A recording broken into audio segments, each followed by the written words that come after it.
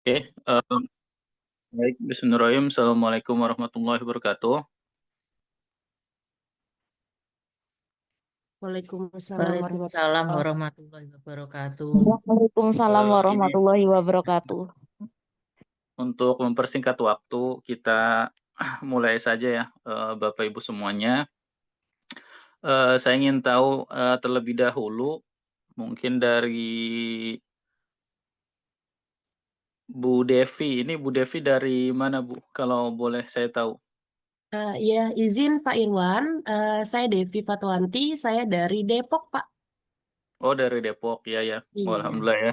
iya. Oke, Salam kenal, terima Pak. kasih. Iya, Ya, salam kenal juga, Bu. Terus kemudian kalau Bu Kuni, ini dari mana, Bu ya? Dari Aji Barang Pak Iwan. Oh, Haji Barang di mana tuh, Bu? Di Banyumas. Oh, di Banyumas. Iya, iya, iya, Ya. iya. Kalau ini apa namanya?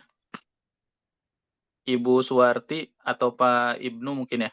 Dari mana? Saya dari Jakarta tapi domisili di Cilacap. Oh, di Cilacap ya. Ya. Luar biasa ini. Oke, baik. Ini sambil kita menunggu Prof. Hizbul ya. Sudah saya WhatsApp beliau, jadi kita mulai saja ya. Sebetulnya ini kita sharing saja ya mengenai leadership intelijen ya. Karena saya kira leadership ini juga salah satu dari aspek yang tidak mungkin tergerus gitu ya oleh AI gitu ya, oleh teknologi gitu, seperti itu. Nah, jadi leadership ini juga kan termasuk dari human skill ya, dari human skill karena yaitu tadi salah satu penentu gitu ya keberhasilan mahasiswa, keberhasilan dosen ya leadership gitu seperti itu. Jadi peran bagaimana kita bisa menjadi seorang pemimpin gitu ya. Nah, terus kemudian kalau dari sudut pandang Confucius ya, itu ada bukunya Confucius on Leadership ya. Itu dia menekankan gitu ya. Jadi di konsep Confucius itu yang beliau membahas tentang kepemimpinan, dia membahas mengenai tiga aspek ya, keberhasilan kepemimpinan. Yang pertama adalah Ren ya, yang kedua adalah Li, dan yang ketiga adalah D ya. Jadi kalau semisalkan Ren itu berkaitan dengan aspek kemanusiaan nih, atau kebajikan gitu. Nah ini kalau misalkan dalam sudut pandang Konfusius, ya aspek kemanusiaan ini adalah aspek ruhiyah gitu ya, dalam kepemimpinan seperti itu. Jadi aspek ruhiyah dalam kepemimpinan ya, ya sebab kalau misalkan seorang pemimpin hanya berfokus pada untung rugi ya, pendekatan transaksional yang menekankan pada keuntungan diri sendiri ataupun kelompok, yaitu patut dipertanyakan seperti itu. Terus yang kedua, ini ada Li ya. Jadi Li itu kalau dalam konsep Konfusius itu berkaitan dengan aturan-aturan seperti itu. Oh ini sudah ada nih. Selamat datang Prof. Hizbul.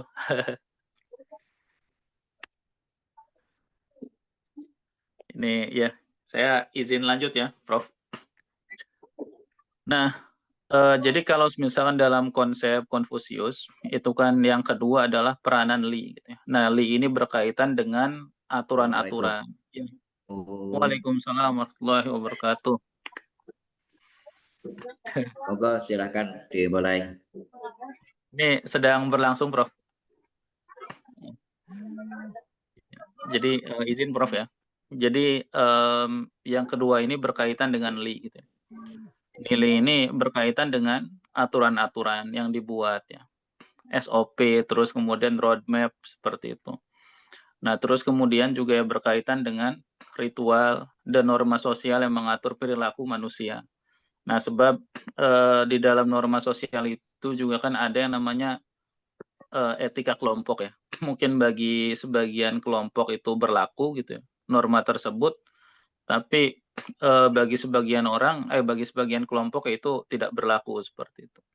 Ini ada contoh ya, contoh kasus gitu ya, waktu Pak Ridwan Kamil masih di Amerika. Karena kultur beliau ini orang Sunda gitu ya. Jadi ketika diwawancarai oleh perusahaan-perusahaan, ya secara tidak langsung kultur dia sebagai orang Sunda itu terbawa. Kan kalau kultur kita mungkin ya, itu kalau misalkan terlalu show up, itu dianggap sombong ya. Ternyata waktu Pak Ridwan Kamil ini menggunakan pendekatan seperti itu, nah itu malah tidak diterima gitu di perusahaan Amerika. Tapi ketika beliau berbicara, oh saya bisa ini, saya mampu ini gitu. Nah itu malah diterima gitu di perusahaan Amerika ya waktu itu. Nah terus kemudian yang terakhir adalah aspek D ya, yang kalau dalam konsep Konfusius itu yang berkaitan dengan kebijakan atau kekuatan moral melalui pemahaman dan penerapan kemanusiaan serta aturan-aturan. Nah, di sini poinnya gitu ya, bahwa pemimpin itu ya harus bisa mentransfer value gitu. Jadi kekuatan moral itu ya perlu gitu dalam kepemimpinan. Nah, terus kemudian kalau dalam konsep Konfusius, jadi pertama kepemimpinan itu ya harus menunjukkan jalan seperti itu. Dan menjadi pelopor dalam tindakan bukan hanya instruksi ya. Jadi bagaimana seorang pemimpin ini dia bisa mampu gitu ya, menunjukkan jalan ya. Kalau dalam konsep Prof. Mariam Budiarjo itu ya, bagaimana how to membuat ya, make people gitu ya, live in the better condition, pada kondisi yang lebih baik gitu, seperti itu. Terus kemudian yang kedua, yang memimpin dari depan. Artinya adalah harus menjadi contoh. Nah ini yang berat seperti itu gitu ya, tapi bisa dilatih. Yang ketiga adalah yang mencapai tugas. Nah mencapai tugasnya ini yang menggunakan metode. Entah itu membuat struktur, terus kemudian SOP yang jelas ya, garis koordinasinya seperti apa. Nah yang keempat adalah membangun tim ya. Jadi saat ini kan era kolaborasi ini era yang sangat apa ya, sangat penting gitu ya. Apalagi dengan adanya perkembangan teknologi seperti ini. Nah, teknologi ini kan sebagai alat gitu ya. Alat untuk memperkuat kepemimpinan seperti itu.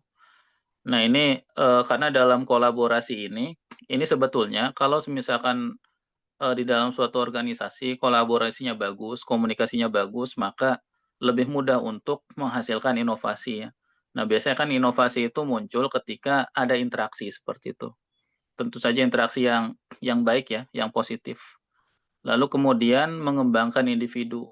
Nah, dalam konteks kepemimpinan ya, seorang pemimpin ini bagaimana mampu menggali ya, mengembangkan potensi-potensi yang ada pada individu tersebut. Ya menjadi potensi aktual. Ya dengan cara apa? Bisa memberikan pelatihan seperti itu. Bisa memberikan apa lagi ya? Ya mungkin workshop dan lain sebagainya seperti itu ya. Nah, lalu kemudian kalau dalam konteks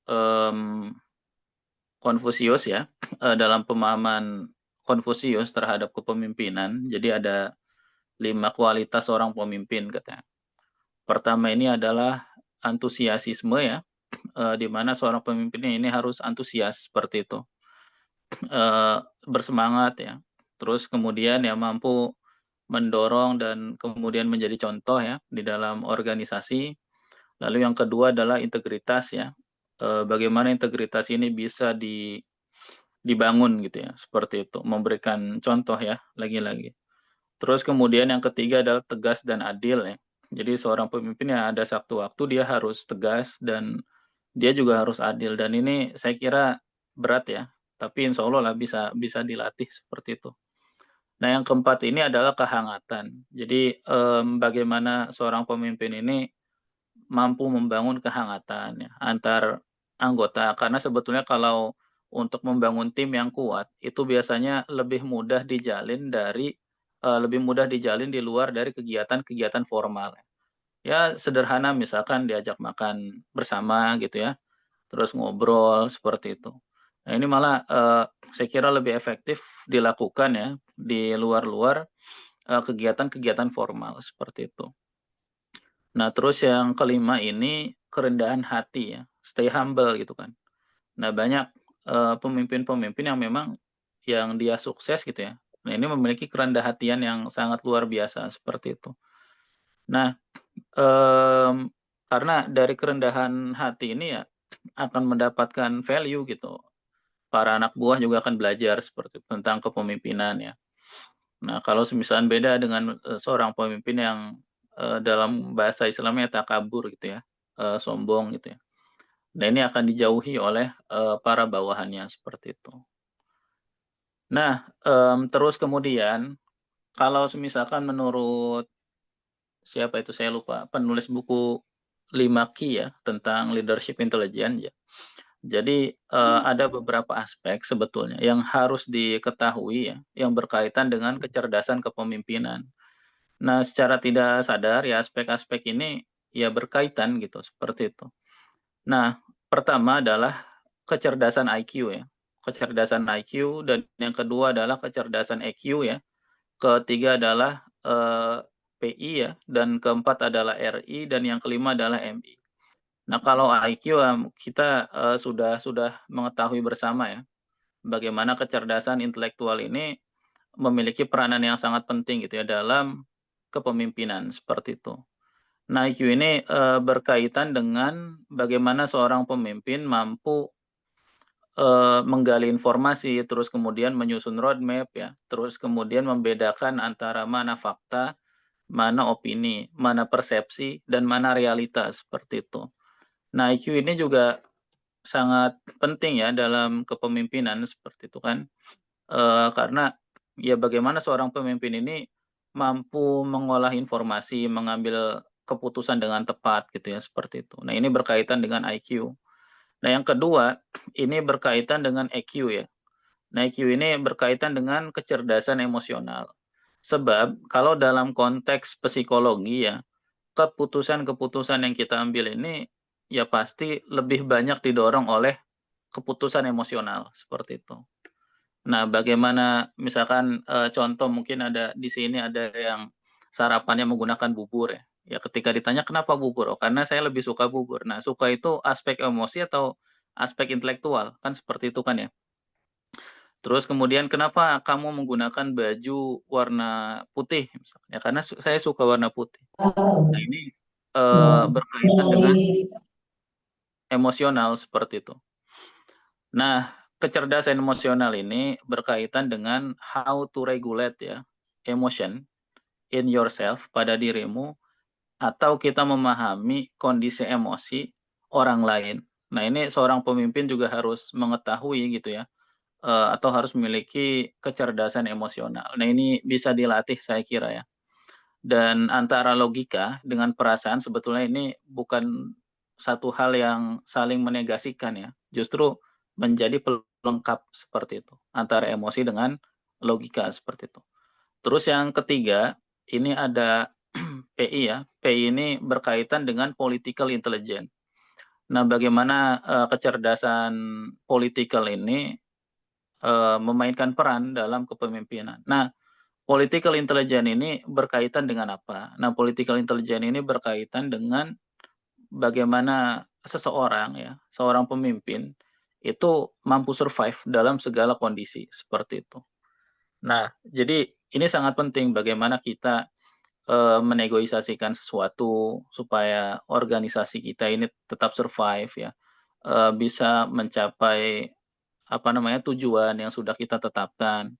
Nah, ini juga seorang pemimpin harus memiliki political intelligence, menyusun rencana seperti apa, mungkin melobi atasan, ya melobi pemerintah, melobi pengusaha, bekerja sama, mengikuti berbagai macam organisasi seperti itu. Nah, ini penting gitu ya, political intelligence ini dimiliki oleh seorang pemimpin. Nah, ini juga kan political intelligence ini saya kira tidak diajarkan juga ya oleh AI seperti itu. Karena ya itu tadi ya, AI itu kan hanya menyediakan informasi-informasi saja gitu. Tapi untuk rasa penasaran, terus kemudian daya kritis ya, melobi dan lain sebagainya, Nah ini hanya dimiliki oleh manusia gitu ya. Nah terus kemudian ada RI ya. RI ini Resilience Intelligence. Bagaimana seorang pemimpin ini mampu atau memiliki resilience ya, tahan banting lah kalau mungkin kurang lebih seperti itu bahasa Indonesianya. Nah ini salah satu kecerdasan kepemimpinan ini juga RI, Resilience Intelligence. Ketika pemimpin mendapatkan suatu masalah, nah ini dia tidak mudah untuk menyalahkan orang lain, tidak mudah menyerah dengan keadaan gitu ya. Satu kali gagal, satu kali jatuh ya harus 10 kali bangkit seperti itu kan. Nah ini berkaitan dengan resilience intelligence. Nah ini resilience intelligence ini ya harus dilatih gitu ya. Apalagi sekarang ini kan apa ya istilahnya generasi stroberi seperti itu ya. Nah ini ketika ada satu kali gagal ya kan kegagalan terus kemudian dia menyerah. Nah jadi resilience intelligence ini berkaitan dengan growth mindset seperti itu. Bagaimana pola pola pikir bertumbuh ya itu juga harus dilatih. Nah ini resilience ini juga sangat penting lah untuk keadaan yang sekarang ini gitu kan, untuk dimiliki oleh seorang eee, pemimpin seperti itu. Nah, ya ini perlu juga diterapkan gitu ya, khususnya untuk generasi-generasi stroberi ini. Karena kan sekarang kalau mungkin zaman saya ya, generasi milenial ini ketika atau misalkan generasi sebelum saya gitu ya, generasi X kalau tidak salah, atau generasi sebelumnya itu kan ketika mereka sudah usia mungkin 30 tahun, 50 tahun, nah teknologi ini baru muncul, baru berkembang-berkembangnya gitu ya. Nah kalau generasi Z, generasi apa namanya, di bawahnya itu alpha kalau tidak salah. Nah ini ketika mereka tumbuh, ini bebarengan dengan perkembangan teknologi, ya. Jadi seluruh aspek apa yang mereka butuhkan itu ya sudah ada pada satu genggaman seperti itu. Saya masih ingat dulu ya, dosen saya itu pernah bercerita jadi ketika mencari jurnal itu ya harus berkunjung ke perpustakaan ya, terus kemudian dicari satu-satu gitu kan.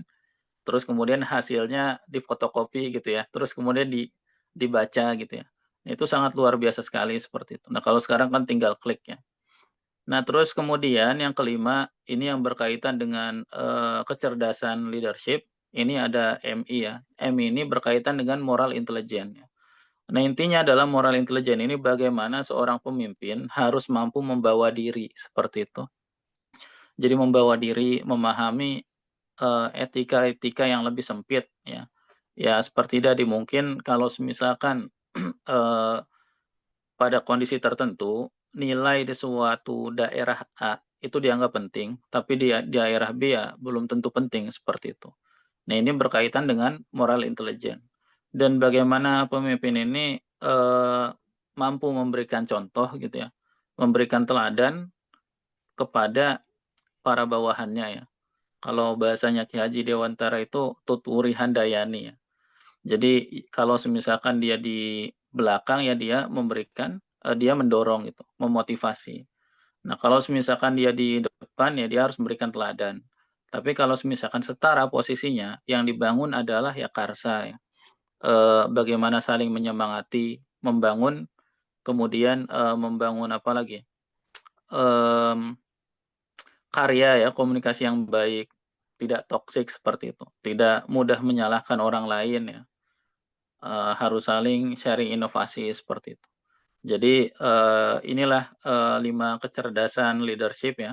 Pertama adalah IQ yang berkaitan dengan kecerdasan intelektual, ya yang kedua adalah EQ ya, berkaitan dengan kecerdasan emosional, dan yang ketiga adalah PI ya, political intelligence, berkaitan dengan bagaimana seorang pemimpin ini mampu survive gitu ya dalam segala keadaan ya, dengan membangun jejaring, kerjasama, memanfaatkan situasi dan lain sebagainya.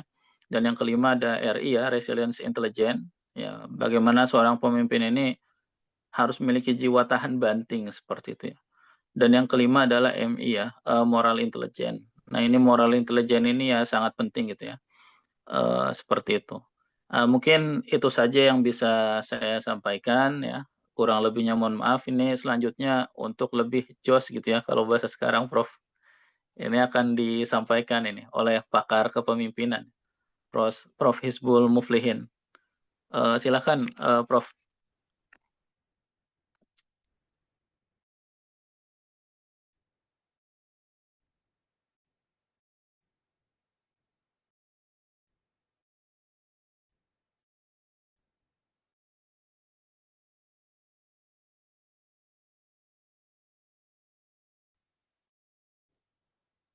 Halo, Prof. Bisa? Iya, ada suaranya, Prof. Oke, sebentar.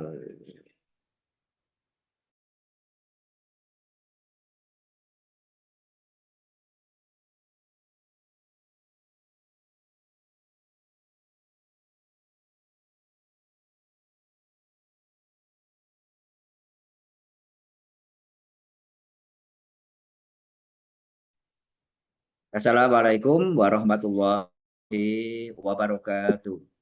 Waalaikumsalam. Waalaikumsalam warahmatullahi wabarakatuh. Waalaikumsalam warahmatullahi wabarakatuh. Beli bakmi harganya sangat murah.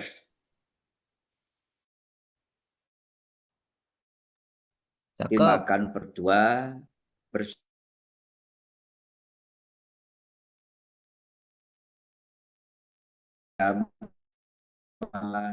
istri tercinta. Pak ini semua barokah.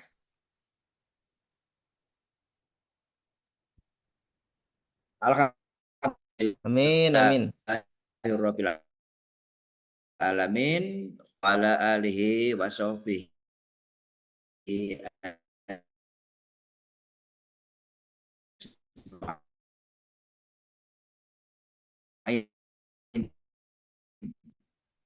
asyhadu an la Bapak Ibu sekalian yang saya hormati, seandainya nanti di dalam saya memaparkan materi terkait dengan suara ada gangguan, nanti mohon bisa dimaklumi. Dunia maya memang dunia berebut. Siapa yang bangun pagi pasti dia yang dapat. Sebelumnya saya sampaikan terima kasih kepada pegawan kita, danaka kita, werkudara kita, Ustadz Irwan Maulana Pendidikan yang sudah membuka jalan kita untuk masuk surga. Rasulullah menyatakan, man salaka thoriqan yaltamisu fihi ilman, siapa yang bikin acara di mana acara itu adalah tujuannya untuk thalabul ilmi, sahalallahu lahu bihi thoriqan ilal jannah, maka semuanya akan diberi kemudahan oleh Allah untuk maka Allahumma amin. Amin, amin. Syukron, Prof. Bapak Ibu rahimakumullah, terkait dengan materi kepemimpinan, tadi sudah disampaikan pengantar secara lugas, secara mendasar oleh sahabat kita, teman kita, Ustadz Irwan Maulana. Saya akan coba melengkapi. Semoga kuliah online kamu pada hari ini tidak sebatasnya mendengarkan, tetapi Bapak Ibu semuanya bisa memetik nilai kemanfaatan. Di sebelah kanan kita ada media untuk chat. Nanti barangkali pertanyaan bisa diajukan baik kepada Ustadz kita, Ustadz Maulana maupun pada saya sebagai bentuk antisipasi kalau jaringan kita tidak bisa lancar dan lain sebagainya. Oke, saya coba untuk menyampaikan materi ini dari awal yang tentu saja akan menjadikan Bapak Ibu ini semakin semangat untuk bisa mengikuti materi siang hari ini. Kira-kira bisa dilihat ya? Bisa, Pak. Sudah, Prof. Tunjukkan Sudah. jempol jika bisa. Bisa, Prof. Alhamdulillah. Jadi tidak harus pakai bahasa. Pemimpin yang cerdas itu dengan kedipan mata saja lawannya langsung tertarik dan dijadikan sebagai pendamping setelah pergi ke kantor urusan agama. Begitu Mas Irwan ya. Ya, ini apa itu pembukaan kita, apa dan bagaimana dan seperti apa saya akan memulainya. Semoga Bapak Ibu semuanya saja berada dalam kondisi enjoy untuk bisa mendalami dan mencermati sedikit apa yang saya bisa. Bapak Ibu sekalian, kepemimpinan itu apa? Tadi sudah disampaikan oleh Mas Maulana, perilaku orang yang memimpin aktivitas kelompok. Nah, tujuannya sebagaimana yang telah ditetapkan untuk dicapai bersama-sama. Itu artinya di dalam kepemimpinan itu tujuan adalah milik bersama, bukan milik pemimpin. Kalau tujuan itu milik pemimpin saja, itu namanya penjajah, bukan pemimpin. Pemimpin itu mengajak bersama-sama anggota untuk bisa mewujudkan tujuan bersama. Hanya saja tujuan bersama itu dibingkai dalam satu rumah besar yang disebut dengan organisasi. Jadi organisasi itu memiliki visi, memiliki misi, di mana visi misi itu sudah dipahami dan sudah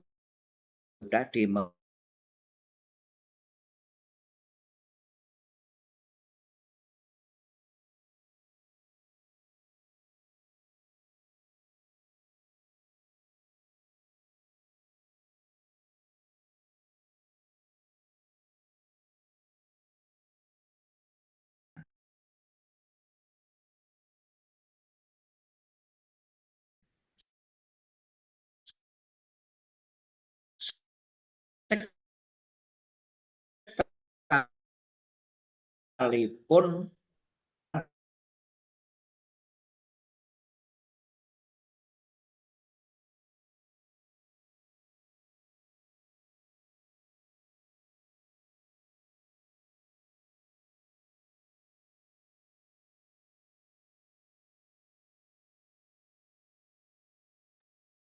Halo, Prof.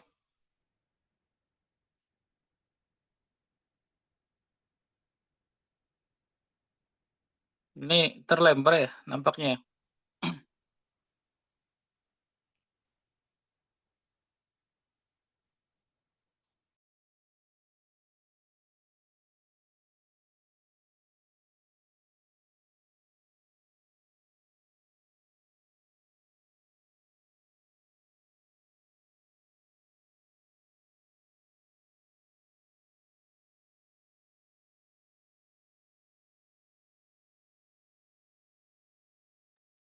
Prof, izin suaranya ke mute, Prof.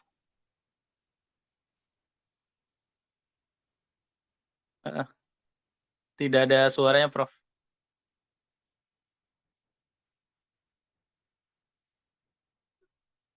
Ke mute.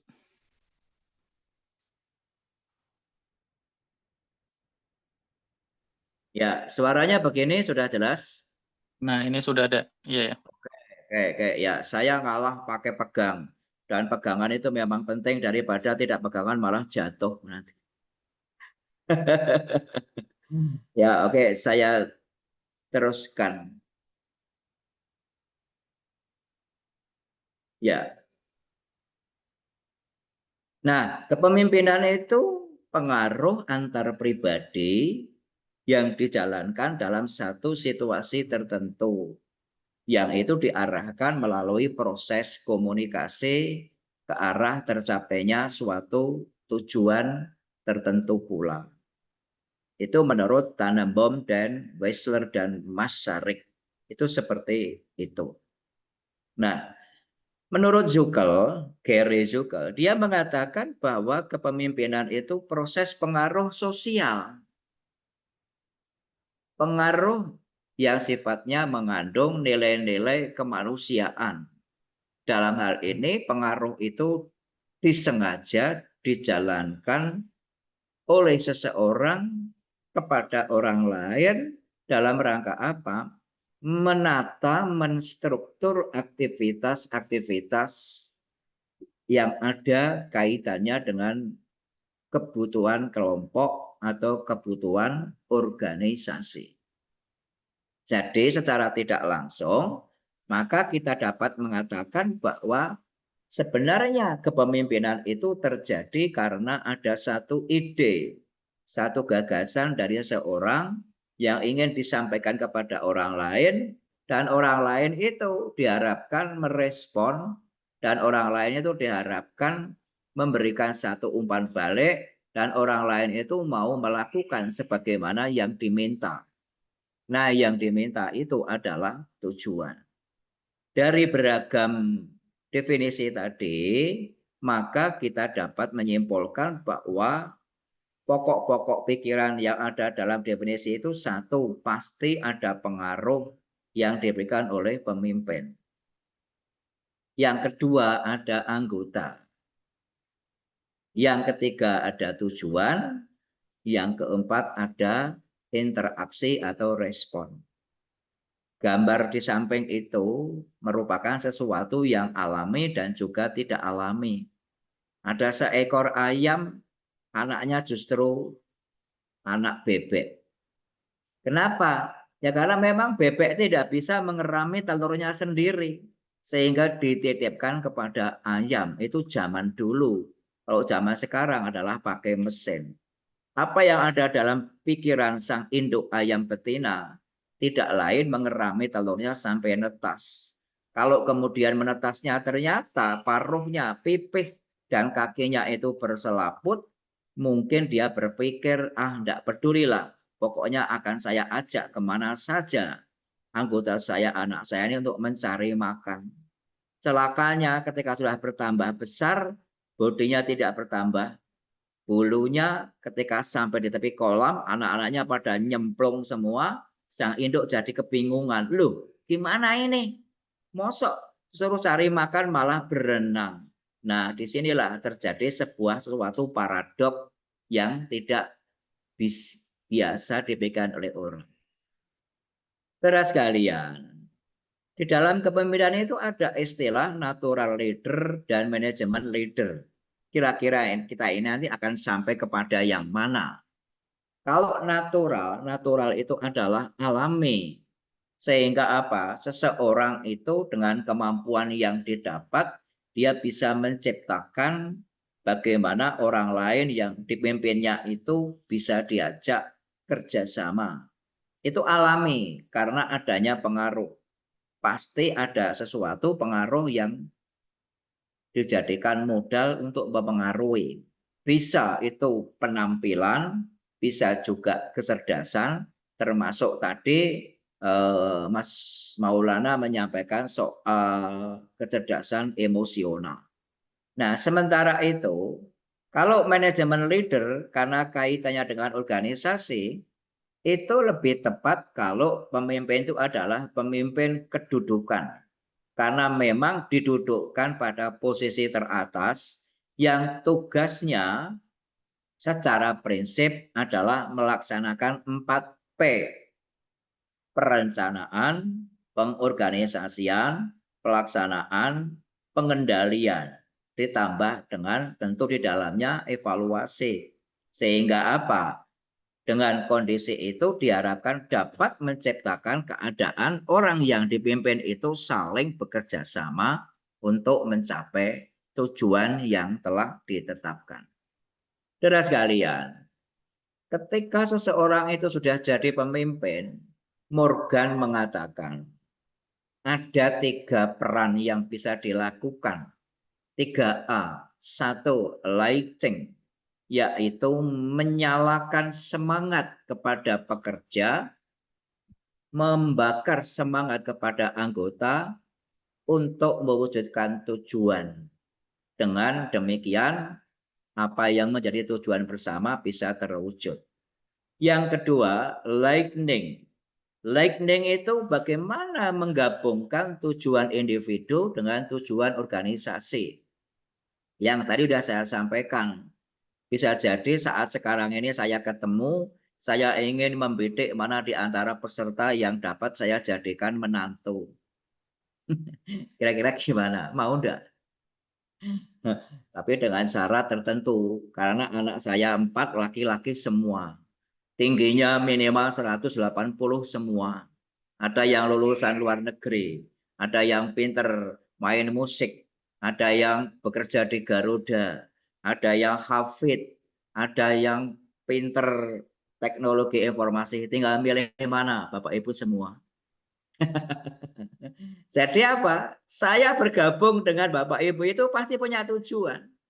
Nah, tujuannya apa? Tujuan saya mengemban amanat Mas Maulana, yaitu balighu anni walau ayah. Qulil haqqo walau kana muron. Saya menyampaikan pesan-pesan terkait dengan kepemimpinan yang cerdas pada kesempatan yang amat terbatas. Ya, ini harus digabungkan dengan tujuan ini. Sehingga kalau kita bayangkan orang bergabung dalam organisasi semuanya punya tujuan sendiri-sendiri, maka organisasinya bubar. Kenapa? Satu sisi orang pengen tujuannya dapat punya motor, yang lain pengen punya printer, yang lain pengen kipas, yang lain pengen punya uang, yang lain pengen punya tape recorder, alias semuanya dibalut dalam konsep mencuri. Ya bubar sekolahnya, ya tidak untuk mewujudkan tujuan bersama. Yang ketiga, allowing, yaitu memberikan keleluasaan kepada anggota untuk menantang dan mengubah cara kerja mereka menjadi lebih produktif. Kemudian, peran pemimpin itu yang lain adalah sebagai penghubung interpersonal. Simbol suatu kelompok dalam melakukan tugas itu ada pada pemimpinnya. Maka apa?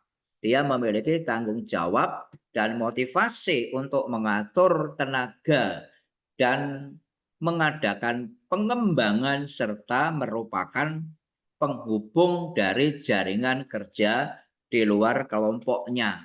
Maka pemimpin memiliki tugas melakukan interkoneksi dengan organisasi yang lain. Otomatis itu sebagai pemberi informasi dan pengambil keputusan serta melakukan inovasi. Nah, sekarang pemimpin yang cerdas itu syaratnya seperti apa? 1, dia mesti harus memiliki kekuasaan, kekuatan otoritas, legalitas. Siang ini yang berkuasa adalah Mas Irwan Maulana. Karena beliau yang mengadakan kegiatan ini. Dia berkuasa untuk mempengaruhi Bapak Ibu sekalian. Bagaimana nanti bertanya, bagaimana menggerakkan Bapak Ibu untuk menindaklanjuti dari kegiatan ini. Termasuk barangkali adalah memberi kuasa nanti akan menerbitkan sertifikat yang hanya sebatas selembar, itu pun tidak perlu biaya karena soft file. Jadi mau dibikin berapapun, tinggal bahasanya wani piro. Tapi itu kan pedagang, ini bukan pedagang, ini adalah pendidik itu ya. Yang ketiga, kewibawaan. Kewibawaan ini penting karena apa? Orang akan taat kepada orang lain ketika orang itu memiliki wibawa, memiliki gesah. Gesah itu sesuatu yang dimiliki sehingga orang lain menaruh kepercayaan dan mau mengikuti apa yang diharapkan maupun diperintahkan. Yang ketiga, kemampuan atau kekuatan atau kesanggupan, kecakapan dan keterampilan yang dianggap melebihi dari kemampuan orang atau anggota biasa pada umumnya. Jadi pemimpin itu mesti harus mampu. Nah, persoalan mampu itu ada beberapa dimensi yang nanti akan saya sampaikan.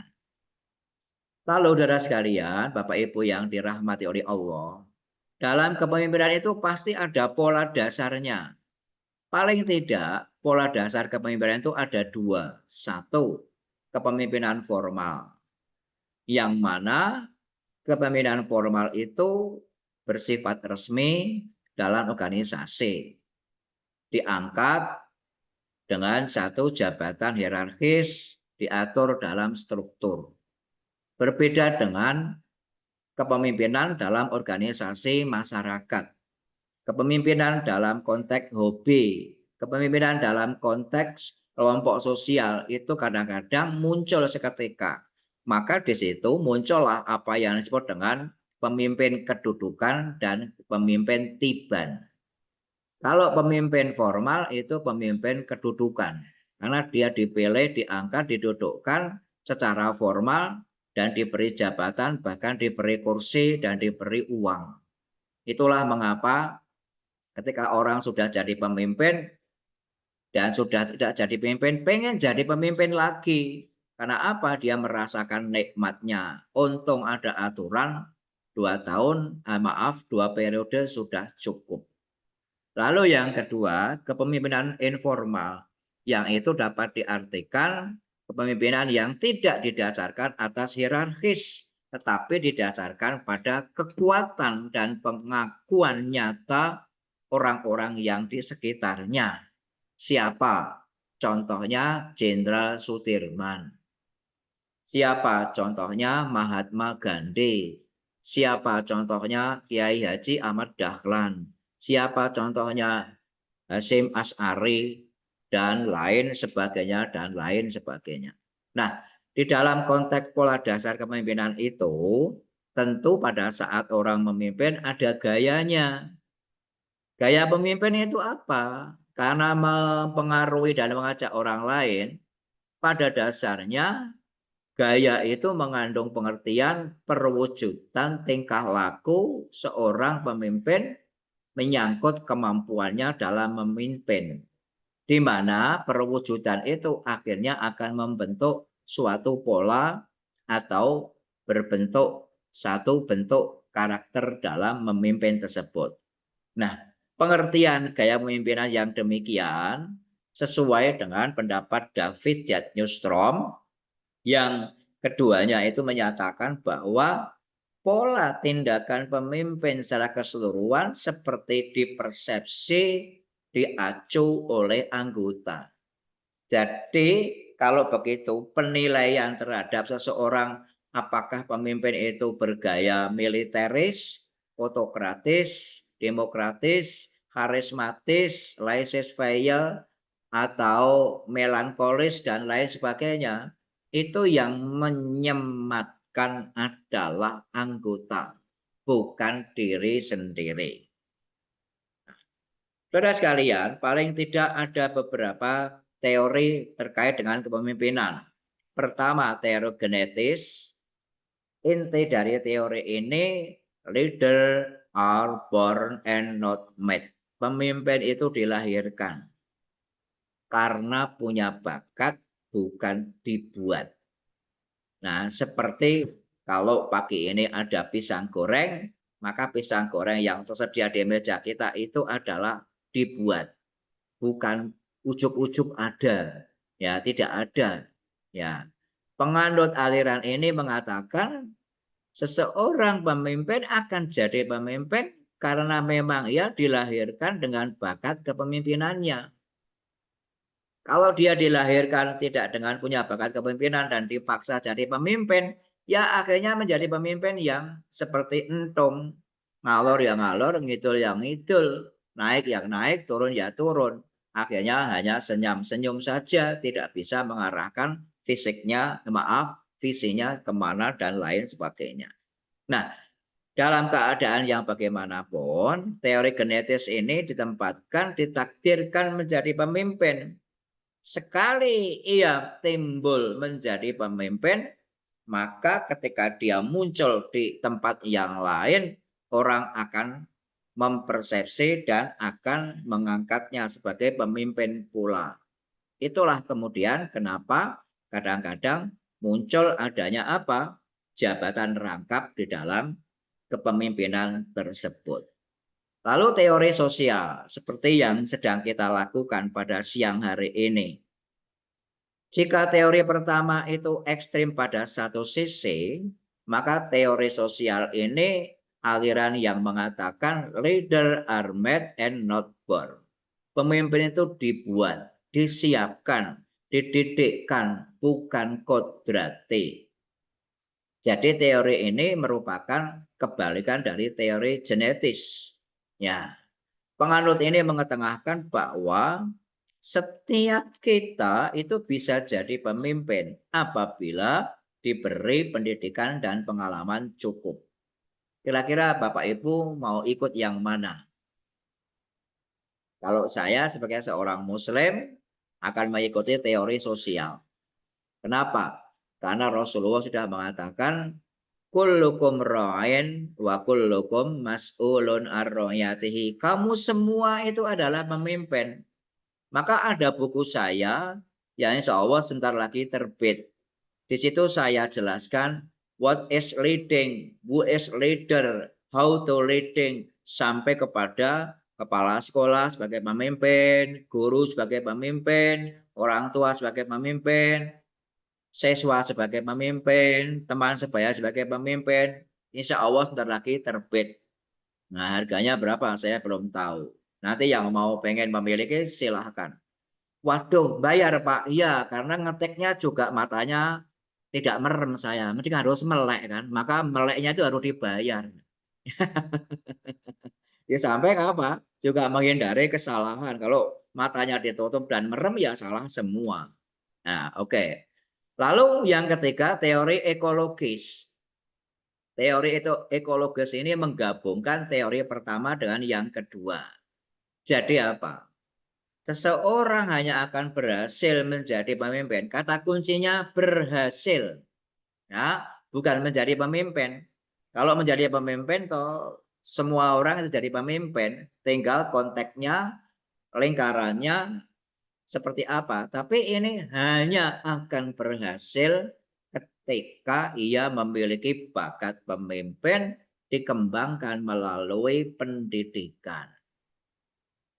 Kalau dilihat dari performanya, ini Mas Irwan Maulana ini bukan orang sembarangan, tapi orang asli penduduk di atas bumi. Dan hidup di bumi ini sebenarnya bukan tempat tinggal, tapi bumi ini, dunia ini adalah tempat yang akan kita tinggalkan. Betul. Maka nanti kalau saya mati itu namanya meninggalkan dunia. Maka disebut meninggal dunia. Dunia ditinggal. Karena dunia adalah tempat beramal dan lain sebagainya. Jadi Mas Maulana ini nampaknya sejak dari dulu, mungkin sejak dari SMP sudah terlihat jiwa kepemimpinannya. Nah, terus berlanjut sampai bergabung di Institut Ummul Qura. Ya. Ya, betul Prof. Ya. Nah, institut yang mendalami Al-Quran. Entah jalan mana yang nggak tahu. Mungkin dulu cita-citanya jadi pilot. Ya, tapi kok ternyata jadi dosen. Wallahualam. Ya karena apa? Karena lingkungan yang mempengaruhinya. Seperti saya dulu cita-citanya jadi tentara. Ternyata tidak bisa. Kenapa? Ya karena badannya pendek, hitam lagi. Malah di dalam media sosial ada seorang anak nangis gedruk-gedruk. Aku nggak mau diantar bapak saya hitam-hitam, temanku bapaknya kuning-kuning semua. Itu ada itu. Nanti silakan buka di Google. Saya sampai tertawa ketika dengan istri ada-ada saja.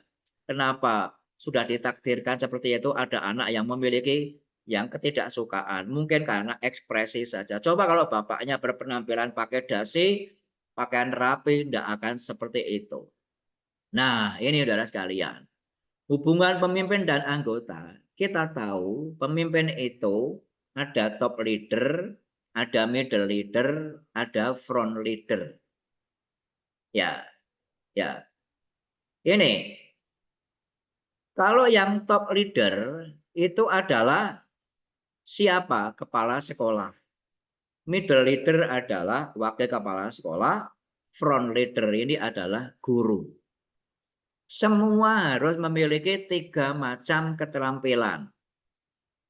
Pertama, keterampilan yang biru konseptual. Yang kedua, keterampilan insani. Yang ketiga, keterampilan teknik. Nah, keterampilan konseptual itu keterampilan di mana seorang pemimpin harus memiliki gagasan, punya visi, punya pandangan bagaimana menjadikan organisasi itu bisa sukses, bisa mewujudkan harapan bersama, bisa mengemban, mewujudkan harapan yayasan, dan lain sebagainya. Itu pemimpin. Nah, ketika dia top leader, maka wawasannya harus makro, harus menyeluruh. Tidak hanya lingkup sekolah.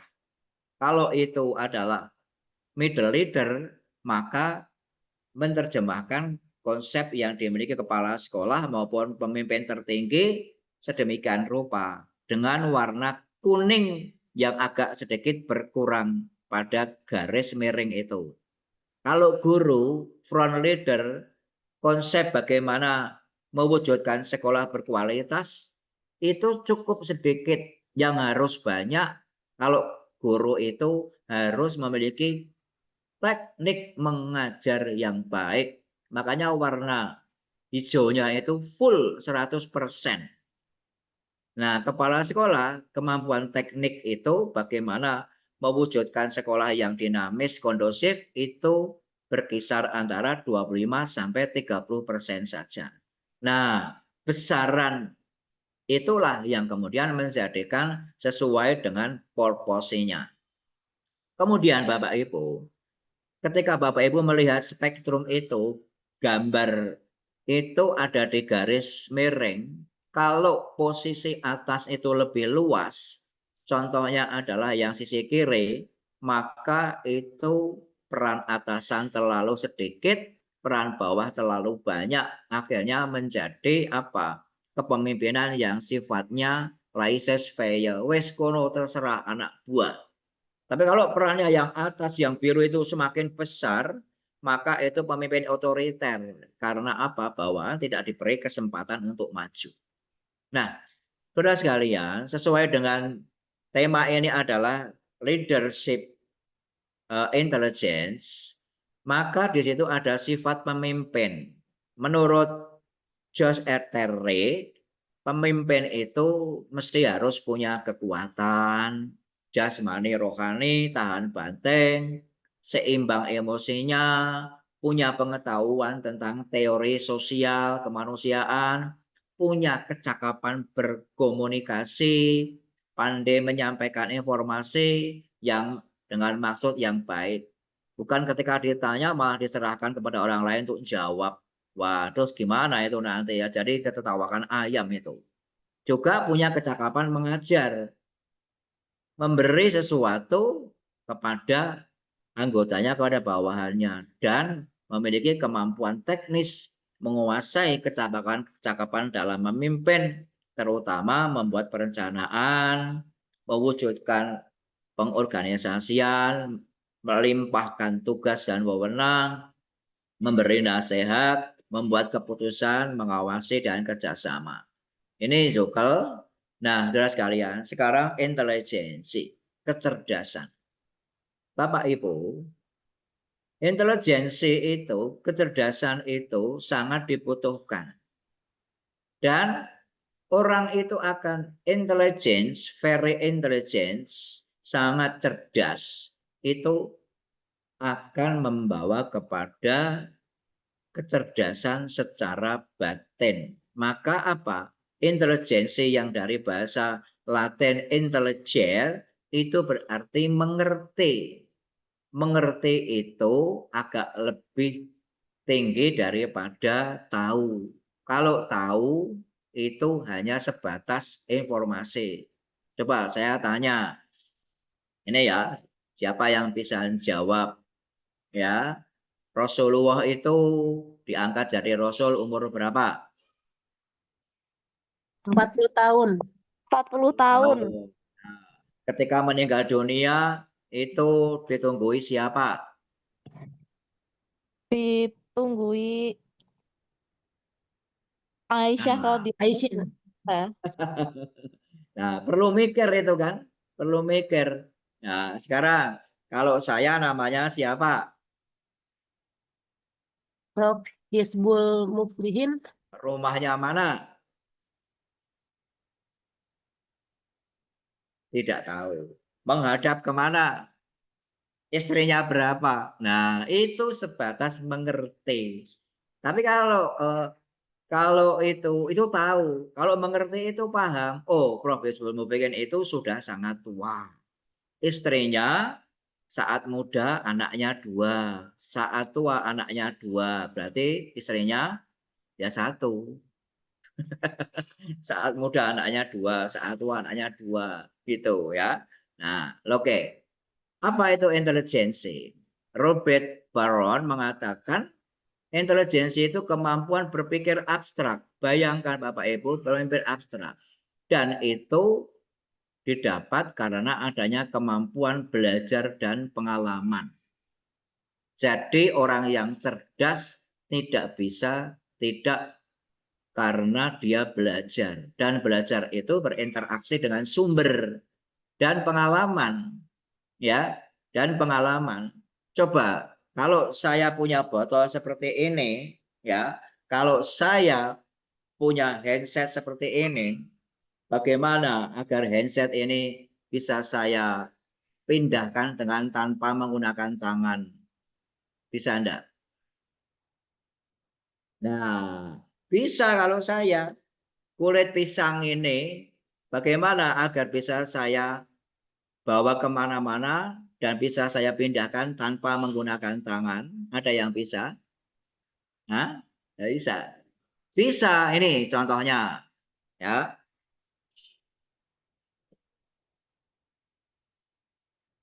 Hmm. Hmm. Nah, itu tidak pakai tangan. Kenapa? Itu pengalaman. Ada teorinya, gitu kan. Wilhelm Stern mengatakan intelijensi itu kemampuan menyesuaikan diri dengan kebutuhan baru melalui proses berpikir sesuai dengan tujuannya. Nah, tujuan pagi hari ini saya memberikan sedikit ilmu tentang apa dan bagaimana kepemimpinan itu seperti apa dan bagaimana.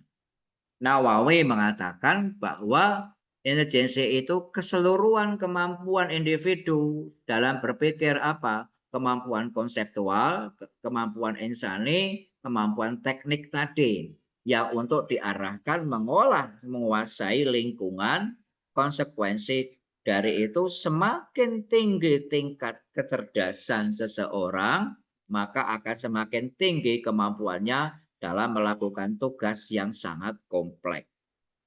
Nah, perkembangan teori tentang komponen intelijensi ini ada komponen tunggal, komponen kognitif yang memuat unsur mengingat, tahu, paham, mengerti, analisis, sintesis, aplikatif, dan penilaian. Nah, lalu yang komponen double 2, komponen ini general faktor merupakan faktor penentu apakah seorang itu masuk kategori pandai, kurang pandai, atau bodoh, atau sangat bodoh. Di mana komponen khusus ini merupakan komponen kepandaian seorang pemimpin dalam bidang tertentu saja. Cerdas secara politik, cerdas dalam berdagang, cerdas dalam budaya, cerdas dalam komunikasi, cerdas dalam berimprovisasi, cerdas dalam bermain pantun. Nah, batu kecil namanya apa? Nah, Kil. batu kecil namanya kerikil. Batu merah namanya Damrut. bata. Bapak Bata. Ibu peserta seminar kuliah pagi ini tidak usah khawatir. Yang tanya sertifikat insya Allah akan keluar pada waktunya. Nah, ini kemampuan berimprovisasi itu ya. Yang ketiga, kemampuan mental primer. Terus kemampuan verbal, numerik, visual, berpikir penalaran, kelancaran menuturkan. Dan yang terakhir menurut Thomson, komponen intelijensi itu adalah sangat banyak faktor yang saling bebas berdiri sendiri, tetapi setiap komponen hanya berfungsi pada saat tertentu dan sebagian kecil akan berfungsi pada saat yang lainnya. Nah, ini saudara sekalian, teori intelijensi bahwa intelijensi pemimpin itu memiliki kemampuan jamak, mustarok, bukan mukoyat, yang masing-masing bersifat otonom. Dari soal intelijensi linguistik menuju kepada intelijensi matematik, menuju intelijensi visual spasial, akhirnya muncul intelijensi musikal, bisa bernyanyi. Nah, lalu dari bernyanyi itu bisa memunculkan kinestetis, bisa memberikan improvisasi sedemikian rupa, dan akhirnya bisa dipakai untuk sosial interpersonal, dan intelijensi interpersonal akhirnya menjadi intelijensi natural. Contoh, siapa yang tidak bisa nyanyi satu-satu aku sayang ibu? Semua bisa kan? Nah, satu-satu aku sayang ibu, dua-dua aku sayang bapak, tiga-tiga sayang ibu bapak, satu, dua, tiga sayang semuanya. Lalu apa? Karena dia memiliki kemampuan intelijensi secara konseptual, lalu itu dirubah. Satu-satu saya suka sholat, dua-dua juga senang zakat, tiga-tiga tidak lupa berangkat, satu, dua, tiga, sholat pasti tepat. Nah, lalu diikuti dengan apa itu? Kinestetis tumbuh. Nah, begini. Yang tangan kiri gini, ini yang ini begini. Nah, satu, aku anak soleh. Dua, aku masuk surga. Tiga, sayang semuanya, dan seterusnya, dan seterusnya. Ya, nah, kecerdasan itu tadi kecerdasan yang berkaitan dengan seorang pemimpin. Maka apa? Seorang pemimpin yang cerdas itu pasti memiliki tingkat kecerdasan yang tinggi.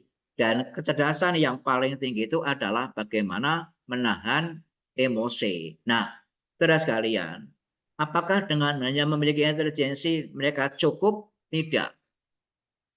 Tadi sudah disampaikan oleh Mas Maulana bahwa seorang pemimpin itu harus memiliki kecerdasan emosional. Nah, seperti apa? Seperti Rasulullah SAW yang dia diangkat wa ma arsalnaka illa rahmatal lil alamin, diangkat oleh Allah tidak lain kecuali memberi rahmat kepada seluruh alam. Jadi Muhammad itu utusan Allah, risalah yang dibawa sifatnya universal, ditujukan kepada seluruh umat, bangsa, keturunan sampai akhir zaman yang memiliki sifat staf, titik, amanah, fatonah, tablik. Nah, energi roh seorang pemimpin yang cerdas, yang mendunia, itu pertama bangun malam untuk sholat subuh juga. Lalu memberi makan fakir miskin, sholat di awal waktu, beristighfar minimal 10 kali, dan bersyukur tiap hari tak kurang dari 70 kali. Apakah kita sudah seperti itu? Nah, saudara sekalian, ciri pemimpin yang cerdas, satu, berpikir strategis, visioner, tepat dalam mengambil keputusan, komunikasinya efektif, cerdas emosinya, mampu memotivasi dan menginspirasi, adaptif terhadap lingkungan, dan memiliki integritas serta etika yang benar dan yang baik.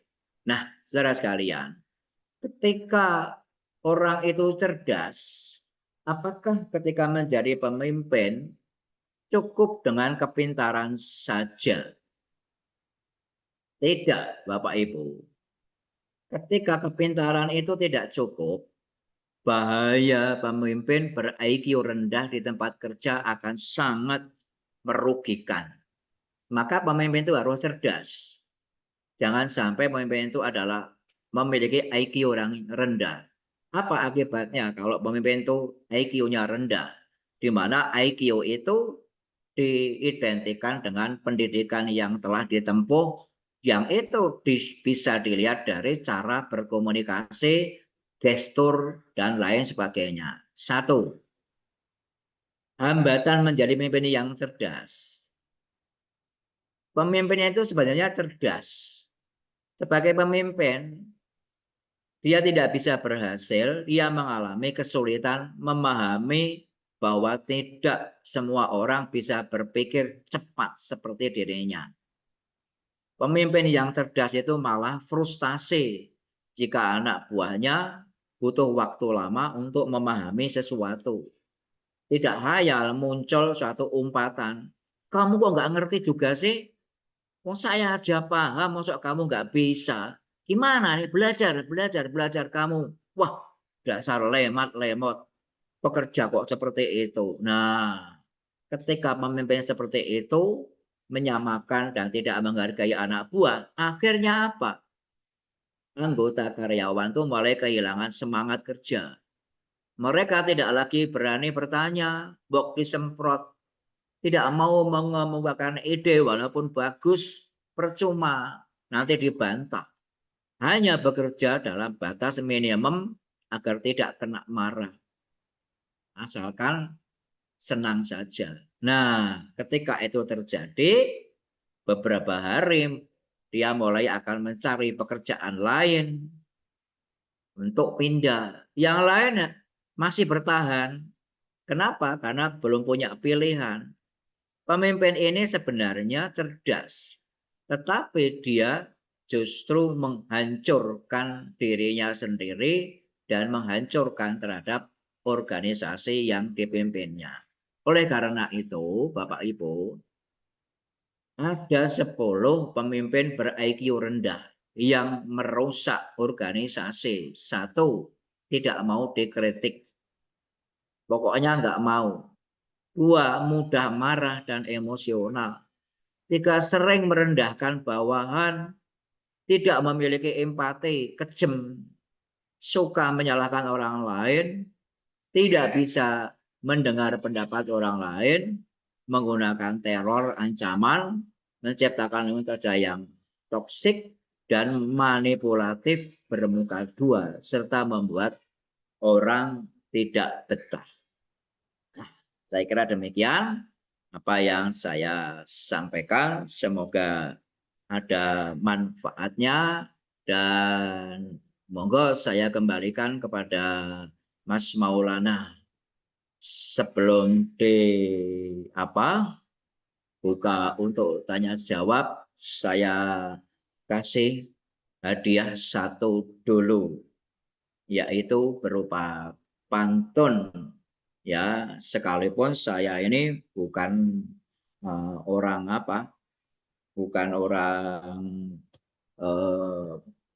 Melayu, tapi suka lari, maka bisa bikin pantun.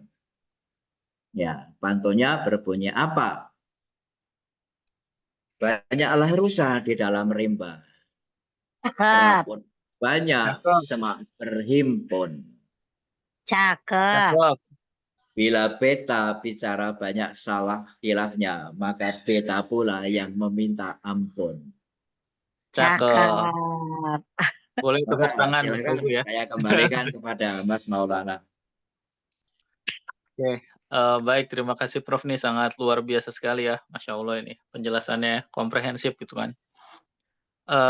Jadi sekilas info ya Bapak Ibu, mungkin kalau misalkan ada yang tertarik ya dengan karya beliau, buku beliau nanti ya yang akan diterbitkan, boleh nanti chat saya ya, nanti saya sampaikan ke Prof Hizbul gitu, seperti itu. Sekalian promo sedikit Prof ya, izin Prof. Sama-sama kok. Siapa Baik, saja boleh menjawab dan boleh bertanya begitu. Monggo silakan. monggo silahkan, barangkali ada yang ingin ditanyakan ya dari Bapak Ibu semuanya. Langsung open mic saja Bapak Ibu.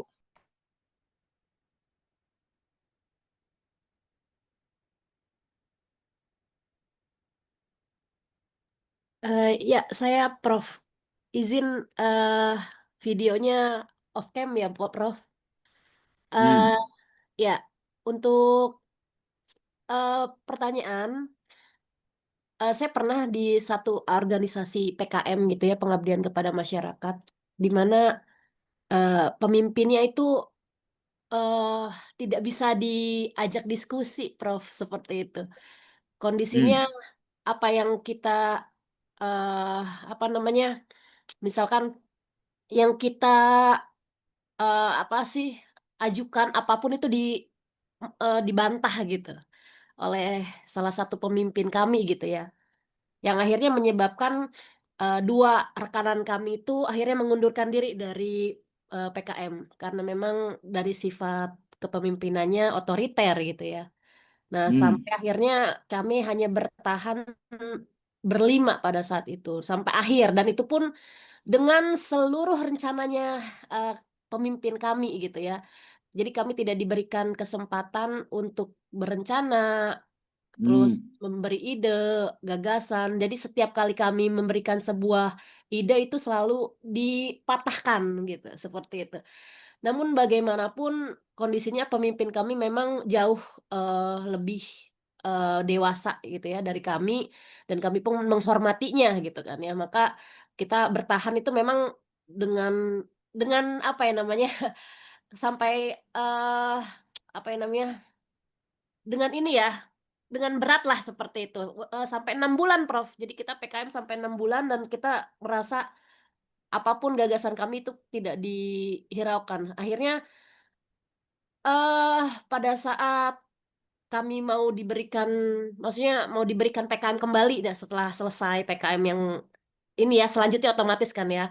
Nah itu kami merasa ragu Prof. Nah itu untuk cara menyikapi eh, apa namanya, pemimpin seperti itu bagaimana Prof? Terima kasih Prof. Oke. Gimana ini Mas Irwan, langsung atau bagaimana? Boleh langsung Prof. Oke. Terima kasih Bu Dewi Fatmawanti ya. Begini, kalau kita kembali kepada definisi kepemimpinan, maka pemimpin itu tidak akan pernah ada dan pemimpin itu tidak pernah akan ada artinya sekalipun dia mengaku sebagai pemimpin. Ketika apa? Ketika pemimpin itu tidak menyadari bahwa keberhasilannya dalam memimpin itu ada kaitannya dengan posisi anggota. Ya, ini penting sekali memahami siapa anggota itu, siapa bawahan itu, siapa person itu, harus dipahami. Bahasa sederhananya, pemimpin itu membutuhkan orang lain untuk mewujudkan harapan. Tetapi dalam mewujudkan harapan itu tidak menggunakan konsep bahasa Jawa nabok nyilih tangan atau lempar batu, sembunyi tangan. Bukan. Tetapi apa? Keberhasilannya dalam memimpin itu ditentukan oleh sumbangsih, urun serta, dan kontribusi para anggota untuk mewujudkannya. Kenapa? Karena pemimpin itu pasti memiliki harapan besar. Dan harapan besar itu pasti abstrak. Maka keabstrakan harapan besar itu harus diwujudkan secara diskret, secara terpisah-pisah yang didukung oleh masing-masing person tersebut. Nah, ketika dia memiliki harapan besar dan ingin mendapatkan dukungan dari masyarakat, tetapi masyarakat itu malah justru tidak diposisikan sebagai young college, sebagai mitra dalam mewujudkan tujuan, tapi lebih banyak diposisikan sebagai didudukkan sebagai alat atau digunakan sebagai alat, maka justru anggota itu merasa tidak dihormati, merasa tidak dihargai. Ketika sudah muncul sifat perasaan tidak dihormati, tidak dihargai atas apa kontribusinya yang diberikan, maka sebenarnya itu sudah mulai muncul indikasi seorang pemimpin yang gagal, seorang pemimpin yang tidak bernilai, sekalipun secara formal masih menduduki, dan sekalipun masih ada sebagian yang mendukung dan menyanjungnya dan mengangkatnya sebagai pemimpin. Tapi hakikatnya pada satu tataran tertentu dia sudah tidak berhasil lagi menjadi seorang pemimpin. Jadi di sini pemimpin yang cerdas itu harus mengerti siapakah anggota. Ketika anggota itu adalah merupakan sumber daya yang sangat berharga, maka harus di-empoweringkan, diberdayakan, diberi kesempatan. Kesempatan itu tidak hanya bertanya, kesempatan itu bisa menyampaikan gagasan, kesempatan itu menduduki jabatan, kesempatan itu mendapatkan pengalaman, kesempatan itu mengambil keputusan, kesempatan itu bisa pula berkontribusi mewarnai organisasi. Jadi kalau pemimpin yang cerdas, pasti dia akan melakukan analisis mendalam untuk kapan mesti harus melakukan promosi anggota, memutasi anggota, merotasi anggota, dan memutus hubungan atau mendemosi anggota. Jadi ketika di masyarakat kita menemukan pemimpin-pemimpin yang overprotective terhadap pribadinya dan tidak mau menerima saran masukan, itu sebenarnya bukan lagi pemimpin, tapi algojo atau orang yang memaksakan kehendak.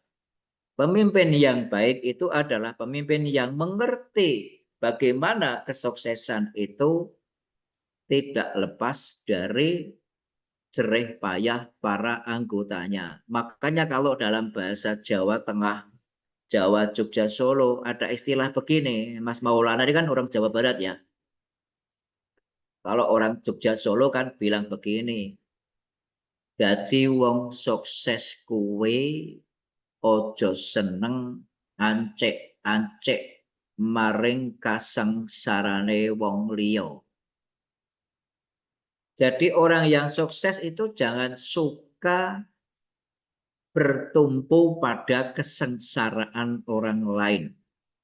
Artinya apa? Anggota itu dijajah, anggota itu dijadikan sarana kendaraan untuk sukses tanpa ada imbalan. Jadi, Mas Maulana, saya, Bu Dewi, Mas Aan, dan seluruhnya Bu Muhim, Bu Nurul, penjenengan semua ini sukses. Itu sukses itu bukan sukses diri sendiri, tapi juga sukses orang lain. disitulah Islam mengajarkan bersyukur dan menghargai anggota. Demikian Bu, moga saya kembalikan. Kalau salah mohon maaf. Terima kasih, Prof. Sami-sami. Oke, izin Prof, saya sedikit menambahkan Prof ya, memperkuat. Nah, kita Ada sampai jam 1 apa jam 2 ini? sampai setengah ini Prof, setengah 11 ya. Ini nanti Masih di berapa menit, Mas? 7 menit lah. 10 menit. 7 menitan lagi. Oh, sampai jam? 10.30 Prof. Oh gitu, monggo secukupnya. Karena Iya. semuanya juga mau berholiday, juga holiday moon juga. Iya, jadi Silakan. iya, jadi sedikit ya Bu. Biasanya kan hal seperti ini terjadi ya karena emang ada misunderstanding seperti itu ya. Jadi kalau waktu saya pribadi itu menghadapi situasi seperti itu, biasanya gaya komunikasi yang atau pendekatan yang saya pilih itu adalah pendekatan persuasif gitu Bu. Jadi itu menurut saya lebih membuat si pemimpin ini terbuka seperti itu. Terus kemudian ya pilih waktu yang tepat ya. Jadi ketika ada momen misalkan berdua ya, atau ada momen tertentu ya, yang biasanya dengan asesor atau dengan siapa gitu ya kalau dalam posisi ini, itu bisa dimanfaatkan. Lalu ya bisa juga dengan pemilihan diksi ya. Jadi dengan pemilihan kata-kata yang positif gitu ya. Yang sebetulnya diksinya ini diarahkan untuk memuji pemimpin tersebut gitu ya.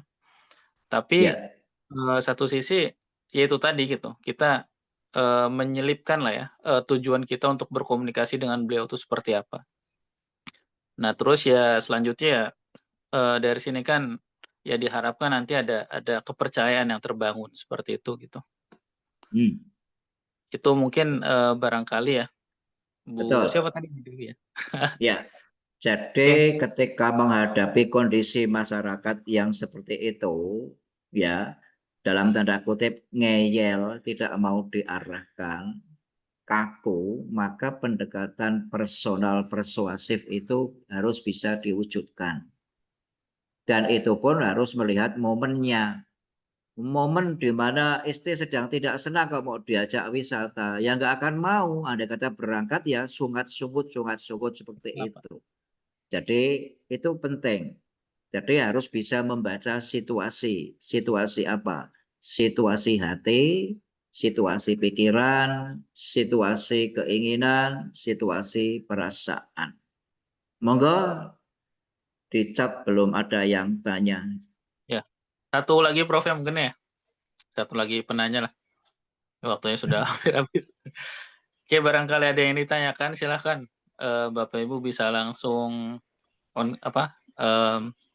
dibuka ya mic-nya. Monggo. Kalau ada pertanyaan masih ada waktu, baru jam 10.30 menit. Oke, ini ada yang bertanya. Saya baca ya, Mas Maulana. Ya, silakan Prof. Ya. Bagaimana menghadapi pemimpin yang mudah marah dan tidak bisa dikomentari, sementara kita tidak punya pilihan untuk ganti pemimpin tersebut. Ini dari Ibu Setio Rini. Namanya saja Setio, berarti Setio itu setia. Rini itu kan suka berinisiatifnya.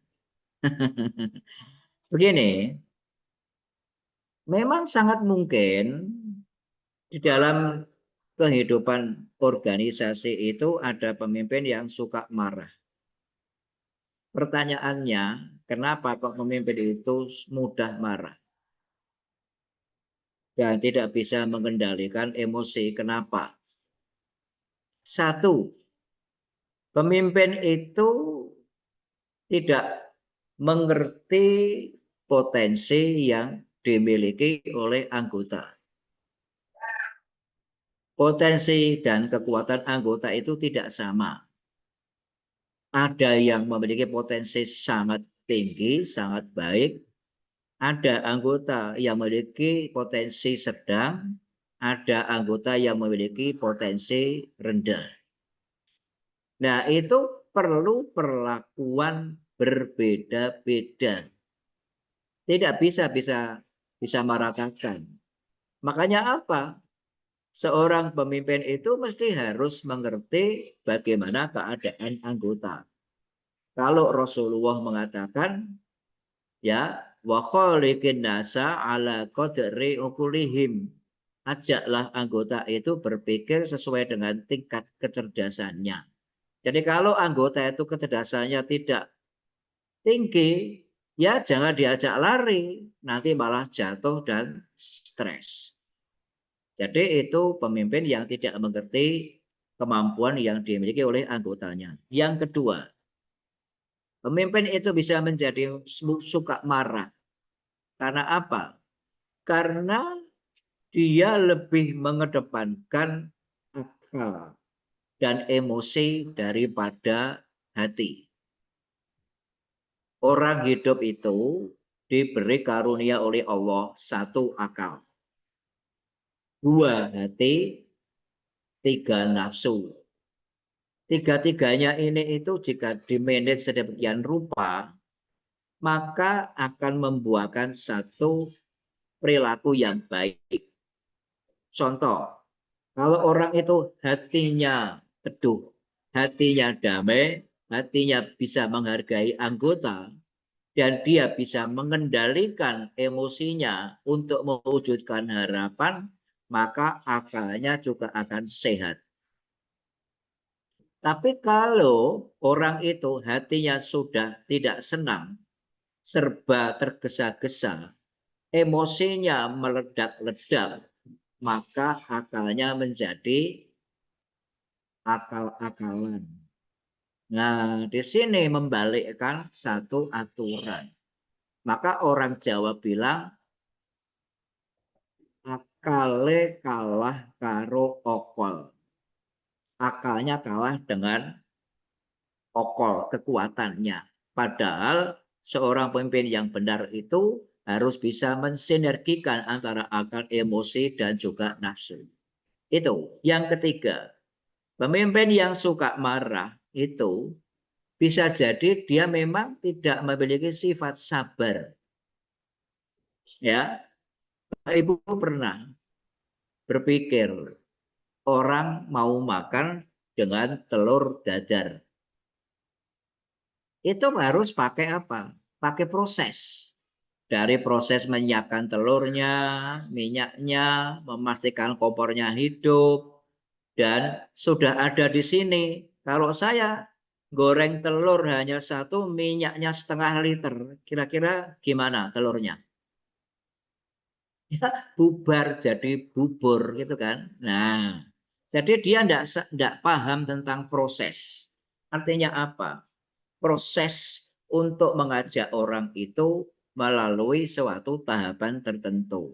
Nah, ketika ada pemimpin yang suka marah-marah itu, dan kemarahannya sudah memuncak karena segala halnya sudah tidak beres, visinya tidak jelas, kebijakannya tidak pro kepada masyarakat, dan juga komunikasinya kasar, kemudian gajinya seret, pokoknya suka petantang-petenteng, kita tidak bisa punya pilihan untuk mengganti. Terus bagaimana kita ini mesti harus mensikapinya?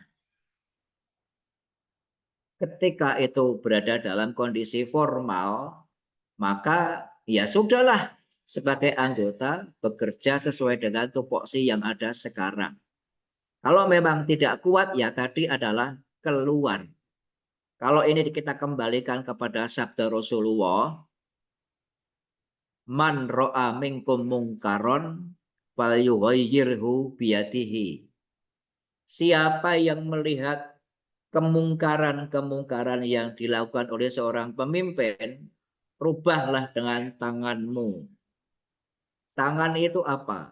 Tangan itu kekuasaan. kekuasaan itu berarti kedudukan. Kalau Bapak Ibu punya kedudukan, gunakanlah kedudukan itu untuk merubah, mengganti pemimpin itu. Meminta dia berubah.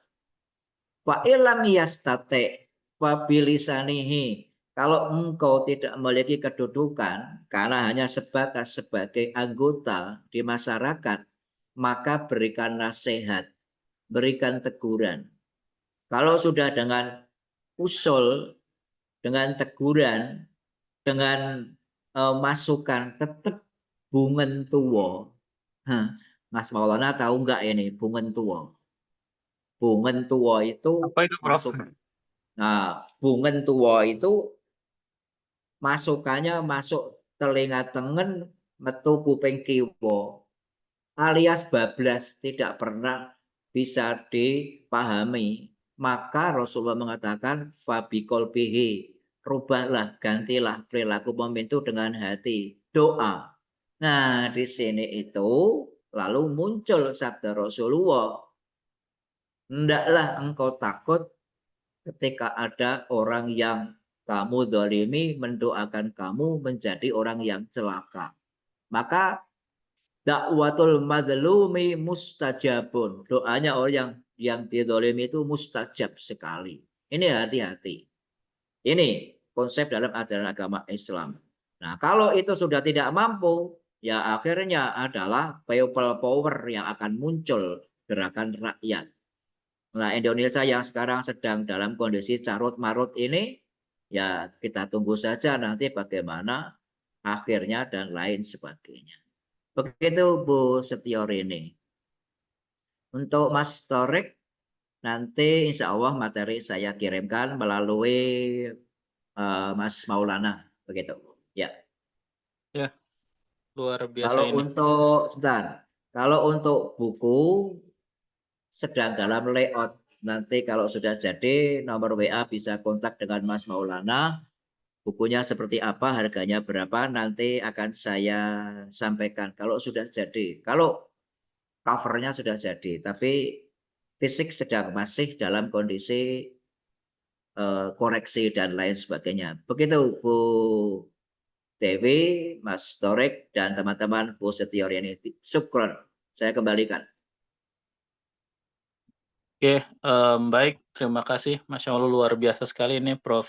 Hizbul Muflihin ya. Atas materinya sebenarnya mungkin banyak ya pertanyaan-pertanyaan yang ingin disampaikan oleh peserta di sini, cuman karena keterkendala waktu ya. Jadi kita batasi. Mungkin di lain waktu insya Allah ya ada ya. kedua. Itu saja mungkin, terima kasih. Mohon maaf apabila ada kesalahan ya. Semoga menjadi amal ibadah bagi kita semua, khususnya untuk Prof. Hizbul Muflihin yang sudah memberikan materi yang sangat luar biasa. Terima kasih. Assalamualaikum warahmatullahi wabarakatuh.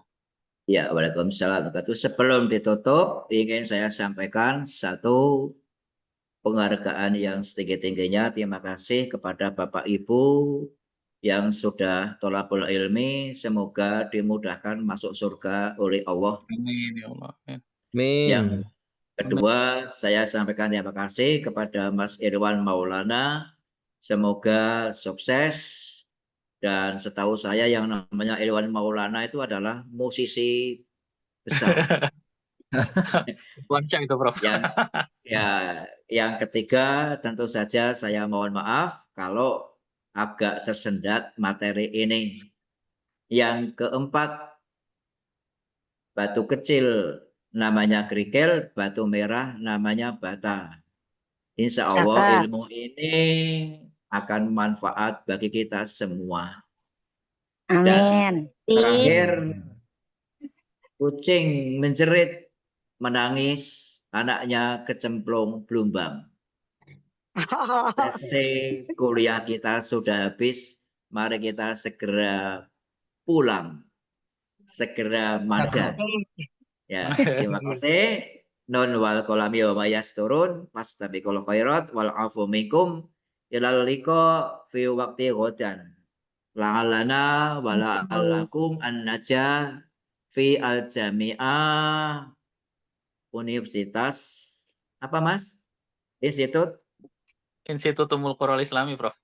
Nah, di lain waktu. Monggo Bapak Ibu yang nanti suatu saat mau mengadakan Zoom, mau mengadakan presentasi secara online, saya sangat senang sekali untuk bisa bergabung. Saya kira demikian. Terima kasih dari saya. Assalamualaikum warahmatullahi wabarakatuh. Waalaikumsalam. Waalaikumsalam warahmatullahi wabarakatuh. Terima kasih, Prof. Terima kasih semuanya. Terima kasih.